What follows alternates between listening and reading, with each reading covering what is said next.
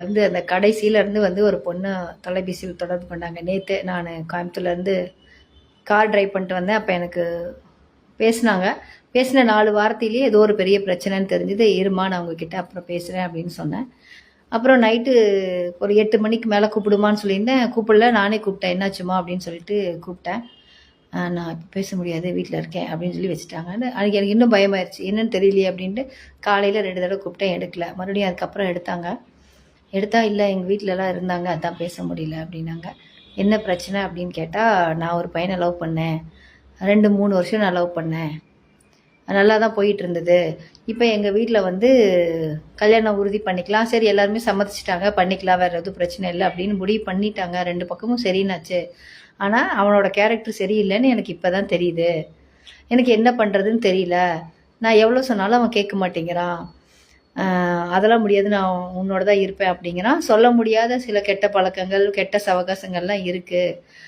நான் எங்கள் அம்மாவோடையே போயிட்டு நான் அவங்க வீட்டில் சொல்லிட்டோம், அந்த மாதிரி வேண்டாம், சரி வரல அப்படின்னு சொல்லிட்டோம் அப்படின்னா, அவங்க அம்மா இல்லை நீ கல்யாணம் பண்ணால் அவன் திருந்திடுவான், ஏதோ ஒரு தடவை 2 தடவை தானே, பரவாயில்ல, புரிஞ்சுக்கோ, அட்ஜஸ்ட் பண்ணிக்கன்னு சொல்கிறாங்க. எனக்கு என்ன பண்ண தெரியல. இந்த பொண்ணு ஏதோ துரோகம் பண்ணிட்ட மாதிரி கதறி கதறி அழுகிறாங்க. அதுக்கப்புறம் இல்லைம்மா என்ன ஏதுன்னு விஷயம்லாம் சில கொஞ்சம் உள்ள என்ன நடந்தது என்னன்னு எல்லாத்தையும் கேட்டுட்டு அவங்களுக்கான அறிவுரை சொல்லி, நல்ல வேளை அந்த பொண்ணு தைரியமா கூப்பிட்டு கேட்டாங்க.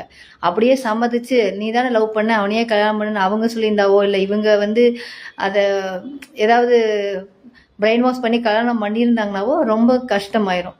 கொஞ்சம் இது பண்ணுமா, வேற ஏதாவது நடந்ததுன்னா சட்ட நடவடிக்கைகள் என்ன இருக்கு, தைரியமா இரு.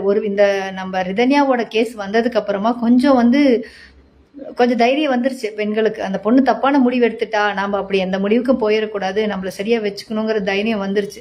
அப்புறம் அந்த பொண்ணுக்கிட்ட எல்லாம் பேசி, நீ நீ எதை கண்டும் பயப்பட இல்லை, அவன் காலேஜில் என்னை வாசலில் நின்று சத்தம் போடுவேன்னு சொல்லி என்னை மிரட்டுறான், நான் உன்னையும் நானும் எடுத்த ஃபோட்டோஸை நான் போட்டுருவேன்னு சொல்லி மிரட்டுறான் அப்படின்னு சொல்லி அப்புறம் வேற ஏதோ சொல்லி பிளாக்மெயில் பண்ணுறான்னு சொன்னாங்க. உண்மையாகவே நல்லா தெரிஞ்சுக்கோங்க, யார் லவ் பண்ணுற பொண்ணுங்க இருந்தீங்கனாலும் சரி, இல்லை உங்கள் கணவன் மிரட்டுற மாதிரி இருந்தாலும் சரி, உன்னை பற்றி அவதூறுவாக பேசிடுவேன், அசிங்கமான ஃபோட்டோ போட்டுருவேன்னு சொன்னாலும் யாரை கண்டு யாருமே பயப்படாதீங்க.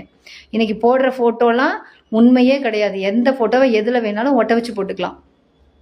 ஏதோ அதாவது அதுக்கு மேலே ஃபோட்டோ எடுக்கிற பழக்கத்தை விடுங்க. மனசும் சேர்ந்து ஒருத்தர் அன்பால் புரிஞ்சுக்கிறப்போ நீங்கள் ஃபோட்டோ எடுத்து தான் உங்களை ப்ரூவ் பண்ணுங்கிற அவசியம் கிடையாது. முதல்ல ஒரு ரொம்ப ரொம்ப கெட்ட பழக்கம், ஸ்டேட்டஸில் நீங்கள் உங்களோட சோகத்தையோ சந்தோஷத்தையோ பகிர்ந்துக்கிறத முதல்ல நிறுத்துங்க.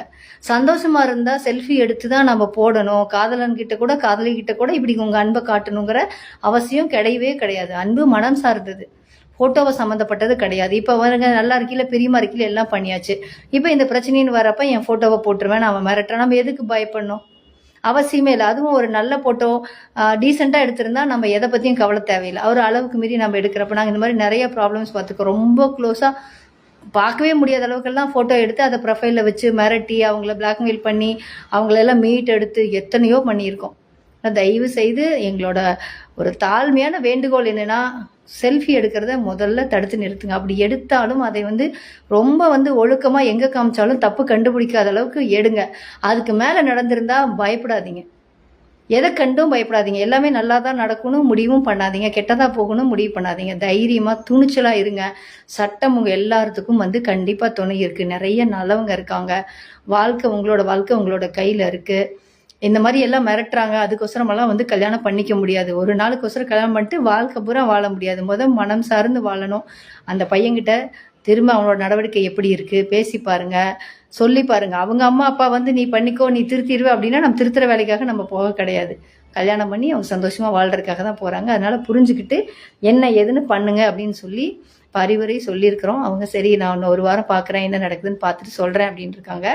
அதே மாதிரி பசங்களுக்கும் அசால்ட்டாக உங்ககிட்ட ஃபோட்டோ எடுத்துட்டாங்க, நம்ம என்ன வேணால் பண்ணலாம், யாரும் கேட்க மாட்டாங்க அப்படின்னு நினைக்கிறது தப்பு.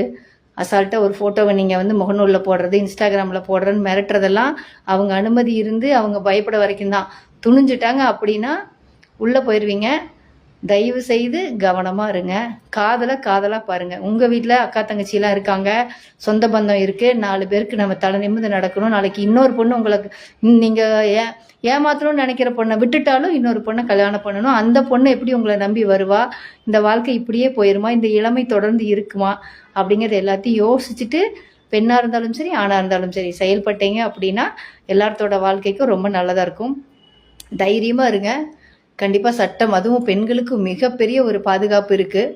சட்டத்தின்படி நான் சொல்கிறேன், மற்றதெல்லாம் வேறு பிரச்சனை. 181 அந்த நம்பருக்கு நீங்கள் தொடர்பு கொள்ளலாம். 1098 குழந்தைங்களுக்கு, 100க்கு கால் பண்ணலாம். இல்லை உங்கள் ஊரில் இருக்கிற அந்த ஸ்டேஷனோட பேர் போட்டிங்கனாவே கூகுளில் வந்துடும். ஏகப்பட்ட வழி இருக்குது. எதை கண்டும் பயப்படாதீங்க. உட்காந்து உளுந்து அழுவுறது, ஐயோ அப்படியா இப்படியானா. தப்பு பண்ணிட்டீங்களா, முடிஞ்ச வரைக்கும் பண்ணாதீங்க, சரியா இருங்க. தெரியாமல் பண்ணிட்டீங்களா, துணிஞ்சு நில்லுங்க.